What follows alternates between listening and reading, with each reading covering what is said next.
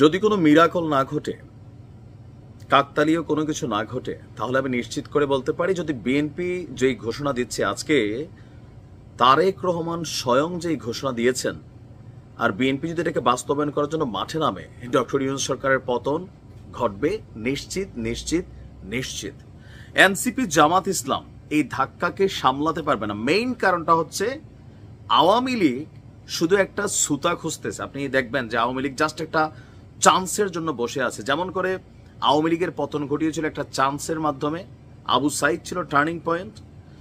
আর BNP মাঠ পর্যায়ে তারা এখন আওয়ামী লীগ মাঠে নামার সুযোগ নেই, কিন্তু বিএনপি মাঠে নামলে আসলেই সরকারের জন্য কোন ধরনের ক্রান্তিকাল আসবে এটা ইমাজিনেশন করাটাও কঠিন। ওই যে তবে যদি কাকতালীয় কোনো ঘটনা না ঘটে। কেন কথাগুলো বলছি? ডক্টর ইউনূসের জন্য খুবই একটা খারাপ সময় আসবে ঈদের পরে। সেই 15 বছর ধরে আমরা বিএনপির একটা কথা শুনতাম, ঈদের পরে আন্দোলন, ঈদের পরে আন্দোলন। এটা নিয়ে ট্রলও করছেন, পিনাকিদাও ট্রল করছেন, কিন্তু তারেক রহমান এবং বিএনপির যারা নেতারা আজকে যেই ঘোষণা দিয়েছেন, ডক্টর ইউনূসের সরকারের প্রতি তাদের ন্যূনতম আর আস্থা নাই।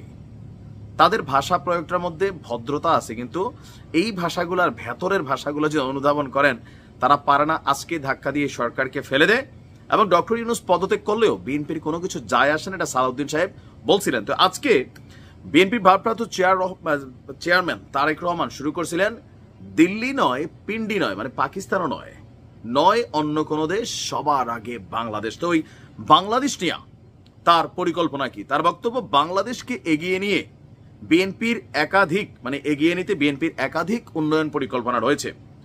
যে কোনো দলের কর্মসূচি বাস্তবায়ন করতে হলে দল দরকার হচ্ছে, মানে যে কোনো ধরনের কর্মসূচি বাস্তবায়নে দরকার হচ্ছে নির্বাচিত সরকার। তবে জাতীয় নির্বাচন নিয়ে এই সরকার টালবাহানা করছে। অল্প এবং বেশি সংস্কারের মধ্যে এই সরকার জাতিকে ঘুরপাক খাওয়াচ্ছে। মনে হচ্ছে সরকারের ভিন্ন কোনো উদ্দেশ্য আছে।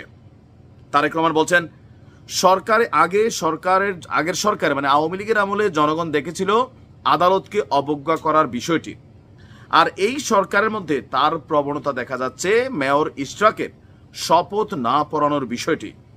ইশরাকের শপথ গ্রহণে বাধা সৃষ্টি করায় আমরা সরকারের স্বৈরাচারী মনোভাবের বহিঃপ্রকাশ দেখতে পাচ্ছি। মানে শেখ হাসিনা যে স্বৈরাচার ছিল, সেই স্বৈরাচারী মনোভাব ডক্টর ইউনূসের সরকারের মধ্যেও দেখতে পাচ্ছে জনাব তারেক রহমান এবং বিএনপি। তার বক্তব্য হচ্ছে যে জনগণের প্রতি তিনি প্রশ্ন রেখেছেন। কি প্রশ্ন? যারা আদালতের প্রতি শ্রদ্ধা দেখায় না তাদের কাছ থেকে আমরা কতটুকু সংস্কার আশা করতে পারি। আমি বরাবরই বলছি যে আসলে জয়কালে ক্ষয় নাই, ক্ষয়কালে রক্ষা নাই, বিষয়টা মানে এরকমই তৈরি হচ্ছে। ডিসেম্বরের মধ্যে জাতীয় নির্বাচন আয়োজন করার উপর জোর দিয়ে তারেক রহমান বলছেন, আমরা দেখছি 10 মাস পার হয়ে গেলেও নির্বাচনের ঘোষণা করছে না সরকার। আমরা বলে দিতে চাই ডিসেম্বরের মধ্যে জাতীয় নির্বাচন হতে হবে, তার প্রস্তুতি নিতে শুরু করুন। কিন্তু ডক্টর ইউনূস তো বলছে তিনি এক কথার মানুষ। ওনার উপদেষ্টা, প্রেস উপদেষ্টা শফিক সাহেব বলছেন উনি এক কথার মানুষ ভাই। জুনের আগে নির্বাচন, একদিন পরেও তিনি থাকবেন না, বাট এর আগেও তিনি যাবেন না, বিষয়টা অনেকটা এরকম।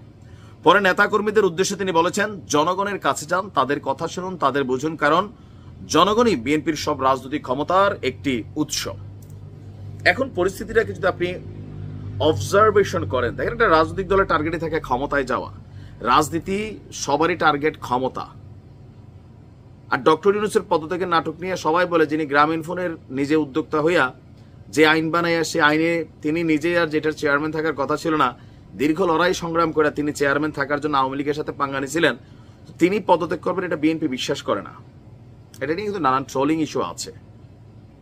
আর এখন নির্বাচন ইস্যু, বিএনপির বক্তব্য, নেতারা বলছে যে ঈদের পরে বিএনপি দ্বিতীয় দফা আন্দোলনে নামবে, যে আন্দোলন হবে নির্বাচনের।